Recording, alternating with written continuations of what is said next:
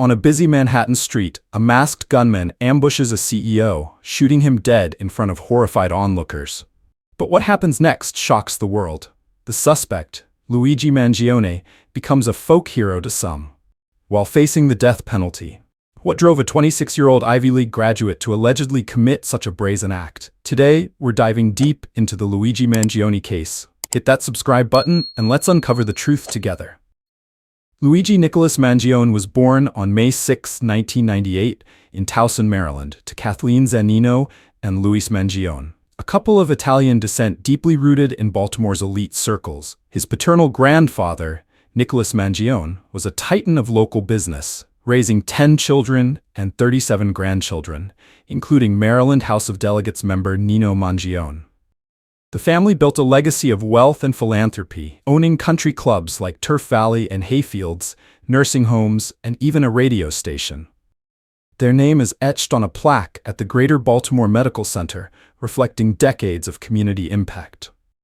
Luigi grew up in this privileged world, attending Gilman School, an all-boys private institution where tuition exceeds $37,000 a year. There he excelled in soccer, track, cross-country, and wrestling, graduating as valedictorian in 2016 with a speech on artificial intelligence's societal impact. He then attended the University of Pennsylvania, earning dual bachelor's and master's degrees in computer science, and co-founded a video game development club. Friends recall him as a supernormal and smart individual, even working as a data engineer for TrueCar until 2023. Since childhood, Luigi battled spondylolisthesis, a condition where a vertebra slips, causing chronic back pain.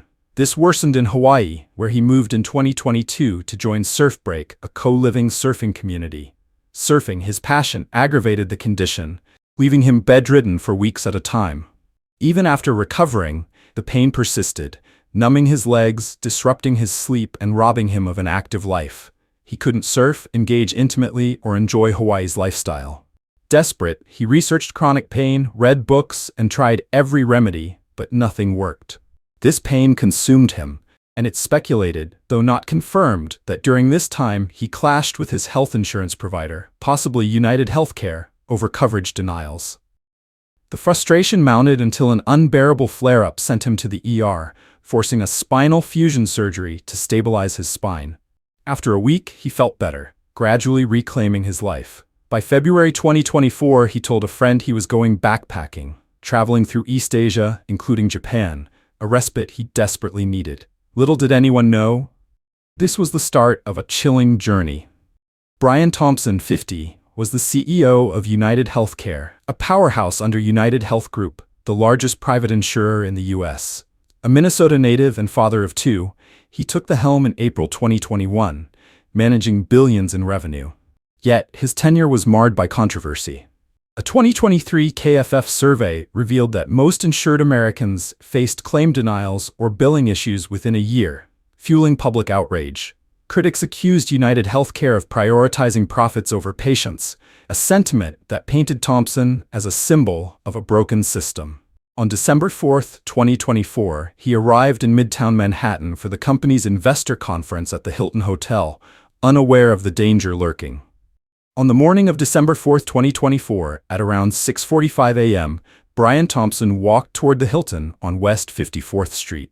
Surveillance footage captured a masked gunman, later identified as Luigi Mangione, hiding between two cars. As Thompson passed by, the gunman stepped out, pulled a 9mm pistol with a 3D printed silencer, and fired multiple shots into Thompson's back, killing him instantly. The attack was brazen, calculated, and public. Police found shell casings at the scene with the words "deny, defend, and depose" scrawled on them. A chilling reference to a 2010 book critiquing insurance tactics. Authorities allege Mangione had planned the attack for months. He arrived in New York on November 24th, staying at an Upper West Side hostel under a false ID, and conducted reconnaissance around the hotel. He even rode a bicycle to the crime scene that morning, ensuring a quick escape. But who tipped off the police? After the shooting, Mangione fled New York by train, ending up in Altoona, Pennsylvania. For 5 days, a nationwide manhunt gripped the nation. NYPD released surveillance images of the suspect's face, which proved crucial. On December 9th, a McDonald's customer in Altoona recognized Mangione, who was sitting alone with a laptop wearing a medical mask. The customer alerted staff, who called 911. When police approached, Mangione reportedly started shaking and became quiet when asked about New York. At the time of his arrest, he had a 9mm ghost gun matching the murder weapon, a silencer, fake IDs, and a notebook. That notebook, authorities say, contained a manifesto expressing hostility toward the health insurance industry, with phrases like, "These parasites had it coming." Fingerprints on a water bottle and Kind bar near the crime scene also tied him to the shooting. But the story doesn't end here.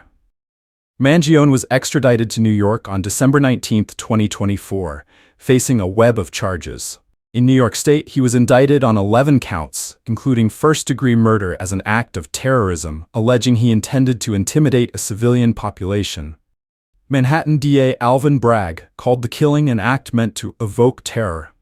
Federally, Mangione faces 4 counts, including murder with a firearm, stalking, and firearms offenses, with the death penalty on the table after Attorney General Pam Bondi's directive on April 1, 2025.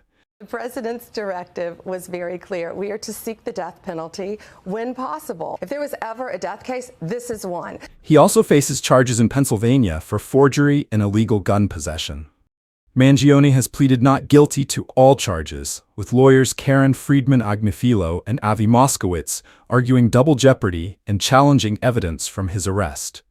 As of May 2, 2025, his team is pushing to dismiss the state murder charges and terrorism allegations, calling them baseless. His next federal hearing is set for December 5, 2025, with a trial expected in 2026. Luigi's story took a dark turn post-surgery. It's speculated that while backpacking in Asia, he continued battling his insurance provider, possibly UnitedHealthcare, over surgery costs, facing the runaround they're known for. By his return, the pain and denials allegedly ignited a vendetta.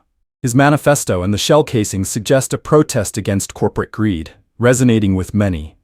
The public's reaction is explosive. Many Americans frustrated with healthcare costs have rallied behind him. I don't believe Luigi's the one who did it. There's a lot of people who have been hurt and killed by our healthcare system. Luigi's right to a fair trial is being infringed upon because he is being publicly treated as guilty. While editing this video, the donation amount has already surpassed $1,059,582. The campaign, launched on December 4th, has gained support from over 18,000 donors, many of whom expressed deep frustration with the U.S. healthcare system. A notable $36,500 donation from an anonymous contributor set a new record for the fund. Many supporters are actively expressing their feelings in the donation comments, like one who wrote, "It's been 5 months since Luigi's arrest and the support has been unwavering since then. We're going to be sticking around for as long as it takes." Another donor simply said, "The birthday tributes to Luigi were absolutely beautiful. Keep up the momentum." And one particularly powerful comment reads, "Every time insurance denies coverage for my care, I will give to Luigi. It is the only way to contain my anger at these murderers who kill with their denials." These comments reflect a growing frustration with the system, and a surprising level of sympathy for Luigi. Supporters have shown solidarity by sending heart-shaped notes, some hidden in socks intended for his court appearances, encouraging him to keep your head held high, and know there are thousands of people wishing you luck. At hearings, many wore green attire, symbolizing solidarity with Mangione, while some donned Luigi hats from the Mario Bros. Franchise. Mangione has become a polarizing figure, with some viewing him as a symbol of resistance against the healthcare system. This has led to the creation of murals and merchandise bearing his likeness, further fueling public interest. Luigi Mangione has become a polarizing figure in American culture, garnering both admiration and criticism. His courtroom attire has sparked fashion trends, with his burgundy merino sweater, worn during a December 2024 court appearance, selling out at Nordstrom within a day. The sweater's popularity led to the term Mangione Merino trending online. The case has exposed deep anger at the U.S. healthcare system. What does this say about justice, healthcare, and public perception? The Luigi Mangione case is far from over, and its impact on society is undeniable. Will he be convicted, or will public support sway the outcome? If you found this deep dive gripping, don't forget to like, subscribe, and hit the bell for more true crime stories.